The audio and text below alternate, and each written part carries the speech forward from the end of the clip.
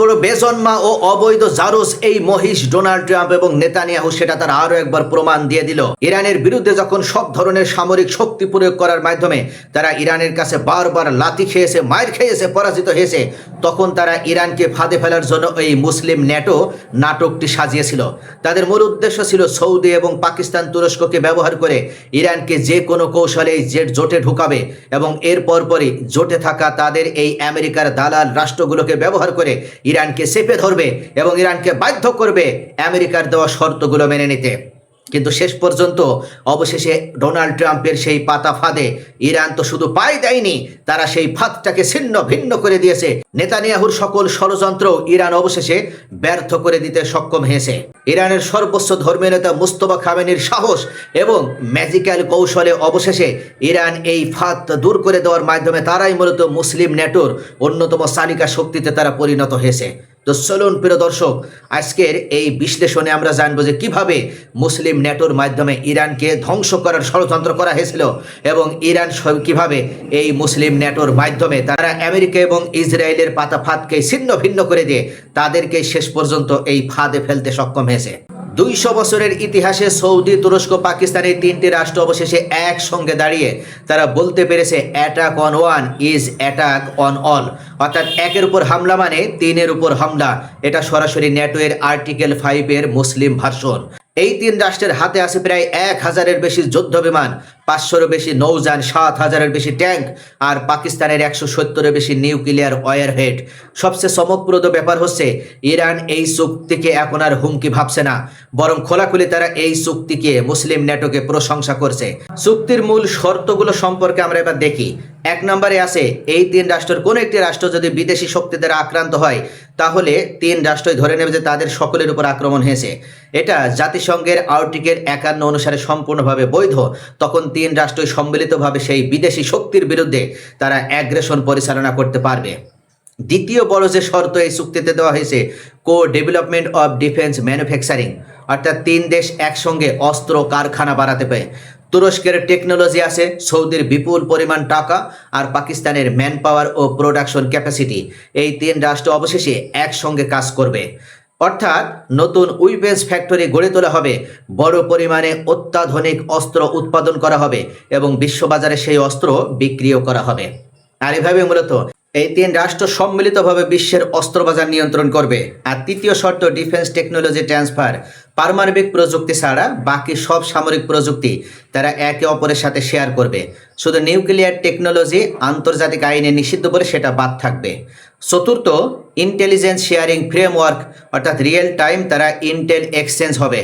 CIA আর মোসাদের মতো একটা parallel intelligence network তৈরির চেষ্টা করা হবে। যেভাবে সিআইএ এবং মোসাদ সম্মিলিতভাবে তারা গোয়েন্দা কার্যক্রম পরিচালনা করে, এই তিন রাষ্ট্রের যৌথ গোয়েন্দা বাহিনীগুলো তারা একইভাবে কাজ করবে। যুদ্ধকালীন অপারেশনাল ইন্টেলিজেন্স, বর্ডার সিকিউরিটি সব কিছু তারা একে অন্যের সাথে শেয়ার করবে। আর পঞ্চম, চুক্তি ওপেন ফর রিজিওনাল স্টেটস, অর্থাৎ পশ্চিম এশিয়ার যে কোনো মুসলিম দেশ চাইলেই যে কোনো সময় তারা এই ন্যাটোতে যোগ দিতে পারবে, তাদের জন্য দরজা উন্মুক্ত রাখা হয়েছে। এখন এই 5টা শর্তের দিকে আমরা যদি দেখি তাহলে এই 5টা কারণে মূলত এবারে আমেরিকা এবং ইসরায়েল তারা নিজেরাই এই ফাঁদে পড়ে গেছে। তারা কখনো ভাবেনি যে মুসলিম ন্যাটো তারা এ ধরনের কার্যকর শর্তগুলো যুক্ত করবে এবং পরবর্তীতে তারা বাস্তবায়নের মাধ্যমে বরং আমেরিকা এবং ইসরায়েলের জন্যই তারা হুমকি হয়ে দাঁড়াবে। কেন এই তিন দেশের কম্বিনেশন এত শক্তিশালী? সৌদি আরবের দিকে আমরা যদি তাকাই তাহলে তাদের বিপুল লিকুইড ক্যাশ রিজার্ভ আছে, বিশ্বের সবচেয়ে বড় তেল রপ্তানিকারক, এমনকি মক্কা মদিনার উপরে তাদের একটা ধর্মীয় প্রভাব রয়েছে। তুরস্কের দিকে আমরা যদি দেখি তাহলে ন্যাটো অভিজ্ঞতা আছে, আধুনিক ডিফেন্স ইন্ডাস্ট্রি আছে, ড্রোন ও ফাইটার জেট টেকনোলজি আছে। আর পাকিস্তান মুসলিম বিশ্বের সবচেয়ে বড় সেনাবাহিনীর মালিক তারা, এছাড়া তাদের নিউক্লিয়ার ক্যাপাবিলিটি আছে। আর তিন দেশের মোট জিডিপিও আমরা যদি দেখি তাহলে প্রায় $3 ট্রিলিয়ন। এটা রাশিয়ার অর্থনীতিকেও ছাড়িয়ে যেতে সক্ষম হয়েছে। যুদ্ধ বিমানের সংখ্যাও আমরা যদি দেখি তাহলে 1000-এর বেশি, সাবমেরিনে আছে 34টি, আর্মার্ড ভিকল ও ট্যাঙ্কের সংখ্যা 7000-এরও উপরে, নৌবাহিনীর কম্ব্যাট প্ল্যাটফর্ম 500-এর বেশি, যেটা চীনের চেয়েও কয়েক গুণ পরিমাণ বেশি। তুরস্ক ইতিমধ্যেই ইউরোপের প্রায় 90% দেশেই তার নিজস্ব প্রযুক্তিতে তৈরি অস্ত্র বিক্রি করেছে কোনো না কোনো দেশে। এখন সৌদির যদি টাকা পায়, অর্থাৎ সৌদি আরব থেকে যদি বিপুল পরিমাণে টাকার সহযোগিতা পায়, তাহলে তারা আরও অনেক দূর এগিয়ে যাবে। বিশেষ করে তুরস্কের কিজিলেলমা পাইলটবিহীন স্টেলথ যুদ্ধ বিমান রেডারে ধরা পড়ে না সুপারসনিক স্পিড আর পাইলট না থাকায় এই যুদ্ধ বিমান খুব সহজেই বিশ্বের যে কোনো রাষ্ট্রের জন্য হুমকি হয়ে দাঁড়িয়েছে।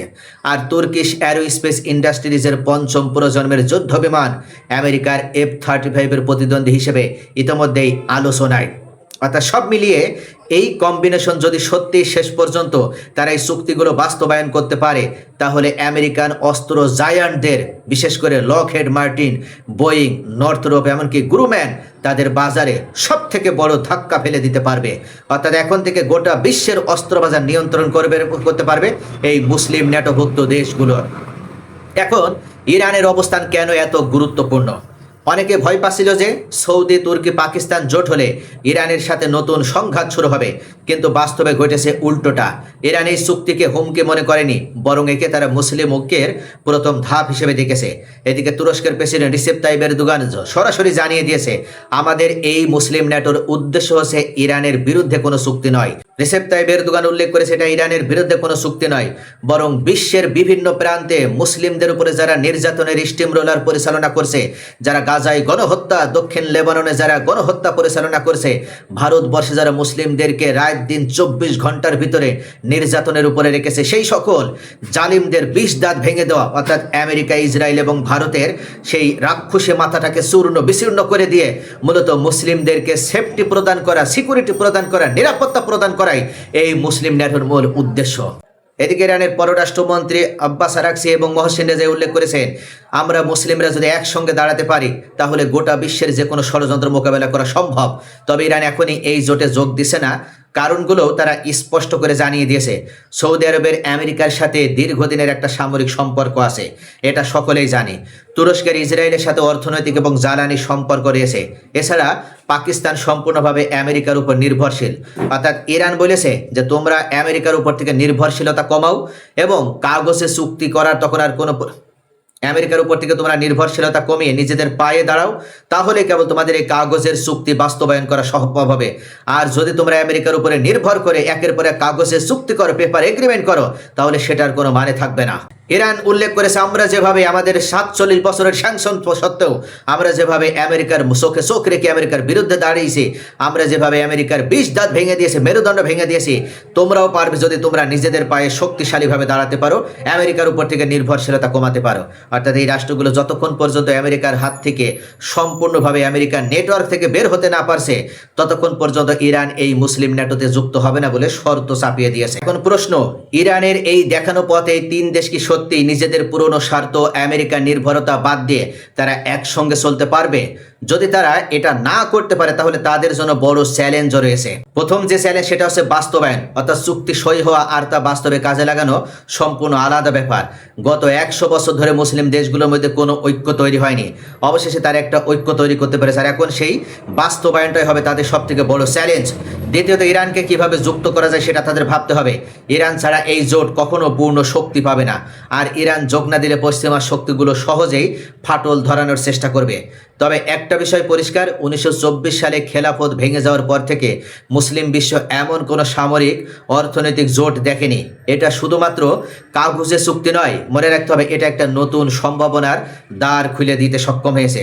তো অবশেষে মুসলিম দেশগুলো তারা ঐক্যবদ্ধ হয়ে জোট গঠন করার মাধ্যমে যদি তারা সকল ষড়যন্ত্রকে মোকাবেলা করে তাদের অভ্যন্তরীণ সকল কার্যক্রমগুলো যদি বাস্তবায়ন করতে পারে, চুক্তিগুলো যদি তারা বাস্তবায়ন করতে পারে, তাহলে গোটা বিশ্ব তাদের দিকে ভয়ে থরথর করে কাঁপবে। দর্শক, আপনাদের কি মনে হয় ইরান যে চুক্তি ছুড়ে দিয়েছে যে তোমরা যদি আমেরিকার নির্ভরতা ছেড়ে বের হয়ে আসতে পারো তবেই কেবল ইরান তোমাদের সাথে যুক্ত হবে এবং তোমরাও তখন ইরানের মতন শক্তিশালী ভূমিকা পালন করতে পারবে?